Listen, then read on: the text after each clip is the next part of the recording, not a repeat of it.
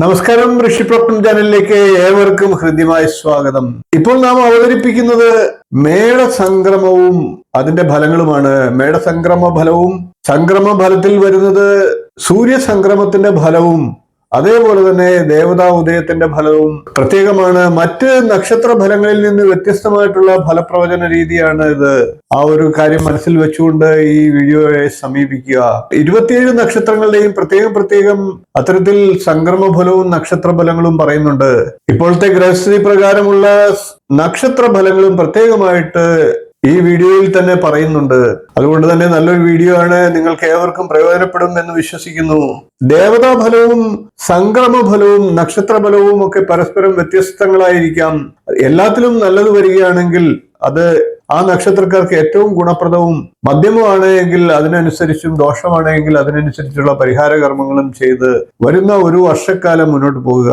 അതായത് മേടമാസത്തിലെ സംക്രമവും അതിനുശേഷം അടുത്ത മേടം വരെയുള്ള സംക്രമത്തിന് തൊട്ടു മുമ്പുള്ള ദിവസം വരെയുള്ള ഒരു വർഷക്കാലത്തെ ഫലമാണ് പറയുന്നത്. നമുക്ക് വീഡിയോയിലേക്ക് കടക്കാം. കൊല്ലവർഷം 1201 ആണ്ട് മേടമാസം 1 തീയതി വിഷു മുതൽ കൊല്ലവർഷം 1202 ആണ്ട് മീനമാസം അവസാനം വരെയുള്ള ഒരു വർഷത്തെ വിഷു സംക്രമ ഫലവും ദേവതാ ഫലവും നക്ഷത്ര ഫലവുമാണ് ഈ വീഡിയോയിലൂടെ പ്രതിപാദിക്കുന്നത്. അതായത് 2026 വിഷു മുതൽ അടുത്ത വിഷുവിന് തൊട്ടു മുമ്പുള്ള ദിവസം വരെയുള്ള ഒരു വർഷക്കാലത്തെ സമ്പൂർണ്ണ ഫലം. ഇപ്പോൾ നമുക്ക് പൂയൻ നക്ഷത്രക്കാരുടെ ഒരു വർഷക്കാലത്തെ വിഷു സംക്രമ ഫലത്തെ പരിശോധിക്കാം. ഇനി നമുക്ക് പൂയൻ നക്ഷത്രക്കാരുടെ വിഷു ഫലത്തെ പരിശോധിക്കാം. പൂയൻ നക്ഷത്രക്കാരെ സംബന്ധിച്ച് മധ്യഷഡ്കമാണ്. അതുകൊണ്ട് തന്നെ ലോക ബഹുമാനാദി സ്ഥാനമാനങ്ങളും ജനപ്രീതിയും വിശേഷ വസ്ത്ര ആഭരണങ്ങളും ഒക്കെ ലഭിക്കാം. ദേവതയായി ശിവഭഗവാനാണ്.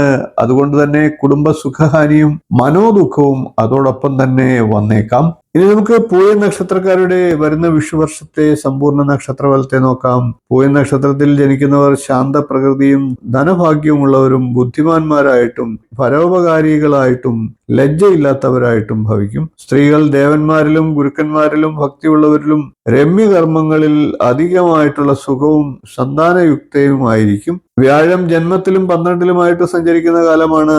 അതുകൊണ്ട് തന്നെ ഈ കാലത്ത് ദൂരസഞ്ചാരം, ധനനഷ്ടങ്ങൾ, ദുഃഖങ്ങൾ, സാമ്പത്തികമായിട്ടുള്ള തടസ്സങ്ങൾ എന്നിവയൊക്കെ ഉണ്ടായേക്കാം. 8നും 9നും വയസ്സിനിടയ്ക്കുള്ളവരാണെങ്കിൽ ജ്വരം, വാദസംബന്ധമായിട്ടുള്ള പീഡ എന്നിവകളിൽ നിന്ന് മുക്തി ഉണ്ടാകുന്നതാണ്.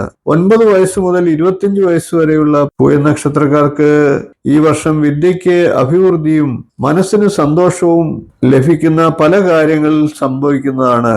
27 വയസ്സിന് മുകളിൽ 32 വയസ്സ് വരെയുള്ളവർക്ക് ഈ വർഷം ശരീരത്തിന് ക്ഷീണവും ആലോചന കൂടാതെയുള്ള പ്രവർത്തികളിൽ നിന്നുള്ള ദുരിതങ്ങളും അല്പസുഖവും ലഭിക്കുന്നതാണ്. കൂടാതെ 32 വയസ്സ് മുതൽ 52 വയസ്സ് വരെയുള്ളവർക്കും വിശേഷ വസ്ത്രങ്ങളുടെ ലാഭം ഉണ്ടാകുന്നതാണ്.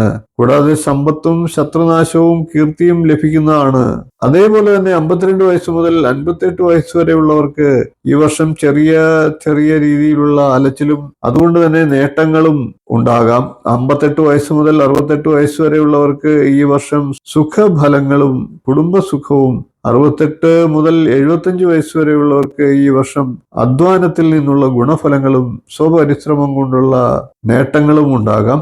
75 വയസ്സ് മുതൽ പ്രായമുള്ളവരെ സംബന്ധിച്ച് ഈ വർഷം ശാരീരിക അസ്വസ്ഥതകളും പരിശ്രമങ്ങൾക്ക് വേണ്ടത്ര പ്രതിഫലം ലഭിക്കാത്ത സ്ഥിതിയും ഒക്കെ ഉണ്ടാകാം. പൂയ നക്ഷത്രക്കാർക്ക് 12ലും ജന്മരാശിയിലുമായിട്ടാണ് വ്യാഴം സഞ്ചരിക്കുന്നത്.